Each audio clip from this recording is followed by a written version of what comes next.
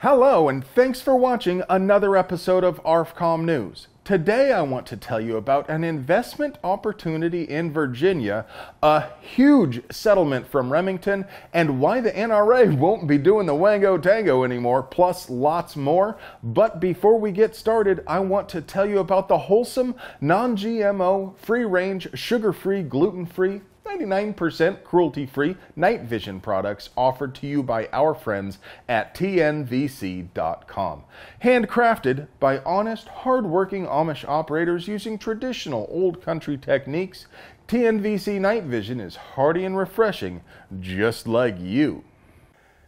If you like seeing stuff more than not seeing stuff, take a look at our sponsor, TNVC.com, your source for quality night vision gear to make you the bump in the night.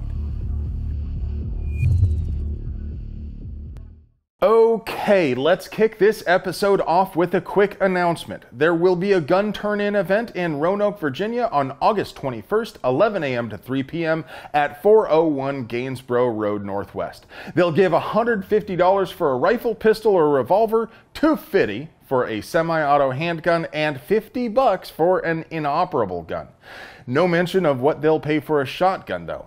I wish they were more clear about what the rules are, but it looks like the most profitable course here is probably going to be to print a couple dozen Liberator pistols for the $150 category. They've only got 4,500 in grocery store gift cards, so be sure to be first in line because they'll probably sell out quickly. But remember, you can buy meat, booze, and other gift cards at grocery stores. Now I'm guessing anybody still stuck in line when they run out of gift cards would be keen to sell for whatever they can get, so you might want to think about bringing some walking around money also.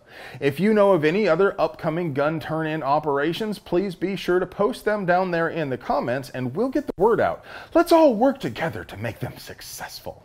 Now, as you know, there are certain naughty words and phrases I can't say or our robot overlords will disappear my video down the memory hole. As is our custom, every time I say the phrase Minecraft, we will replace it with the word Minecraft in post.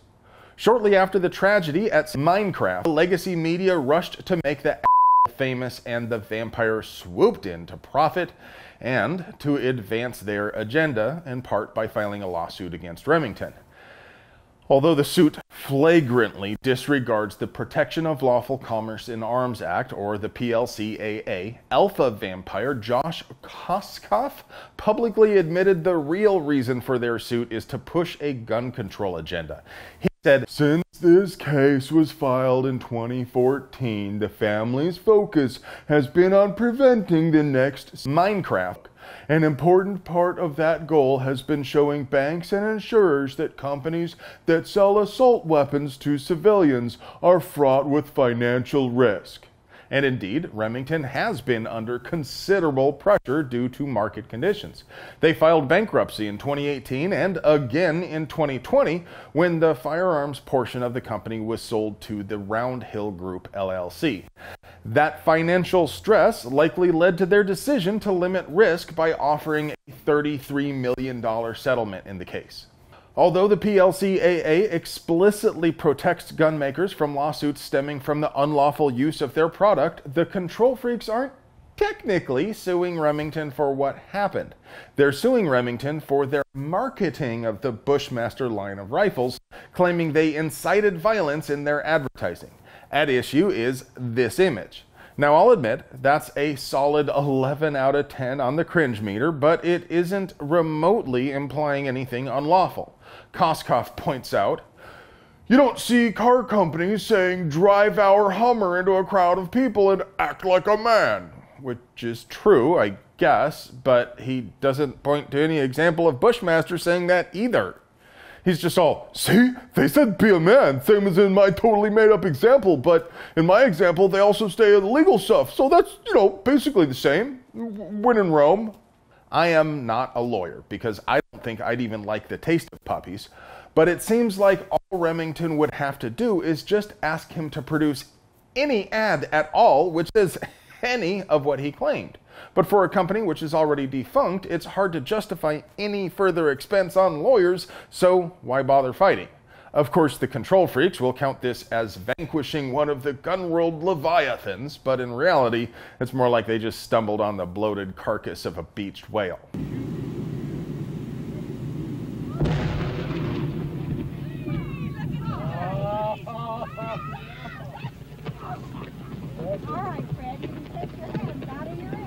Arguably the only good FUD and absolute Chad, Ted Nugent, has decided to finally leave the NRA board of directors.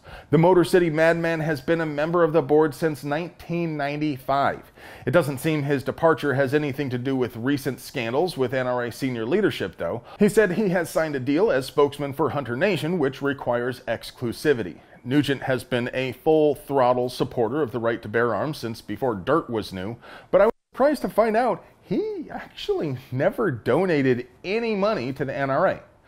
I suppose if you squint real hard, you could try to read between the lines and inject some sort of additional meaning into this story, and it is true that Nugent has been critical of the shenanigans from LaPierre and other senior leadership, but officially, this move doesn't have anything to do with any of that. What do you think? Will we see more board members bail out as the NRA sinks? Comment below. Californistan isn't known as a haven for gun rights, but a recent Berkeley poll found Calistani subjects are a little less likely to believe in gun control fairy tales. 3 years ago, about 60% of poll respondents said they believed gun control works to reduce violent crime, but now only 56% are buying that. A small change, to be sure, but it is indicative of the general shift in perceptions we've seen over the last year or so. Remember, about 5 million people bought a gun for the very first time in their lives last year. Many of them are experiencing a change in how they perceive guns and gun rights. And I've talked about this in previous videos about all the complex reasons it's happening, but this explosive growth is key to winning the gun rights battle for the generation. Let's all work together to make the new gun owners feel welcome, all right? Well, friends, that's all I have for you today, but before I go, I just want to take the time to remind you to keep up the pressure on the AFT's proposed rules concerning receivers and braces and the Senate confirmation of anti-gun lobbyist David Chipman for AFT director. Keep writing those comments and contacting those politicrators. Links are in the doobly-doo.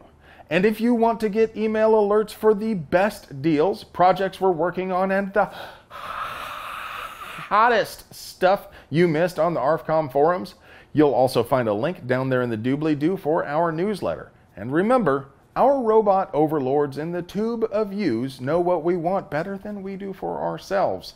So they helpfully unsubscribe viewers from channels like ARFCOM, which express wrongthink. Now, you know, censorship makes puppies cry, and Captain America is very disappointed. So don't forget to check every now and then just to be sure you're still subscribed to us, and while you're at it, ring that notification bell so you never miss a word of our gun rights propaganda. If you want to help us keep bringing you banger content like this, please support the folks who support us. Not only does TNVC.com give you night vision with that cool, refreshing, never bitter taste that goes down smooth, they also have mounts, lights, and all sorts of other gear to make you the bump in the night. I love you.